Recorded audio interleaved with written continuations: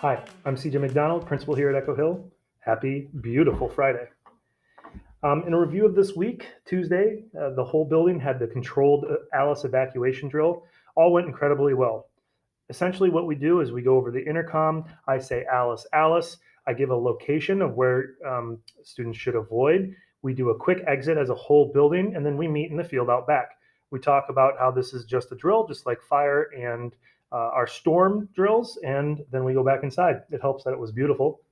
Wednesday, the staff had what's called Pineapple Day. Teachers are given coverage to go watch other teachers teach, specific strategies that they're interested in. This one was the most successful yet in the last couple of years. One of our big rocks, our priorities as a staff, is learn from us this year, and Pineapple Day is a way to do that.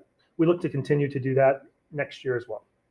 This was the first week that second graders got to do STEM Club. It's been really popular. They have 4 more Thursday mornings, and they come in at 7:30, 7:35, and they STEM it up in the media center. So appreciate Mrs. Morella and the other staff that are there helping out. Kindergarten had Farm Week this week. I know that because I got to be in a skit in Mrs. Edwards' class this morning, actually, Billy Goat Gruff, and it was hilarious, and the kindergarten kids just absolutely lost it every time. So that was a lot of fun. Upcoming events, 3rd and 4th grade students are going to take the ISASP Monday through Wednesday. That's the old ITBS or IO assessments for us older people. Make sure your students get good sleep and breakfast so they can do the best that they can.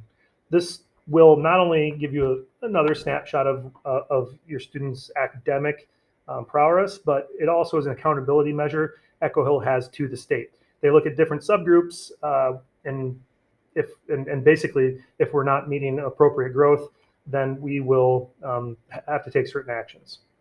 Monday is the annual PTO meeting, so join us in the art room at 6:30 if you're interested. Next Thursday, we're going to have our Echo Hill volunteer recognition in the cafeteria. Thanks for all you do, volunteers. The Echo Hill singers will be entertaining them as a warm-up for their upcoming music program and art show. I have a link in the email if you'd like to be a part of Linn-Mar Volunteers in the future. Next Friday is Echo Hill STEAM Night from 6 to 7:45. There was an absolutely huge turnout last year. There's been a lot of discussion on how to navigate having so many people in the building to check them in and to get them in an appropriate place. Based on what I've heard, I'm confident that we'll be able to navigate that this year too. So really looking forward to that as well. Okay, next it's our Echo Hill Holler.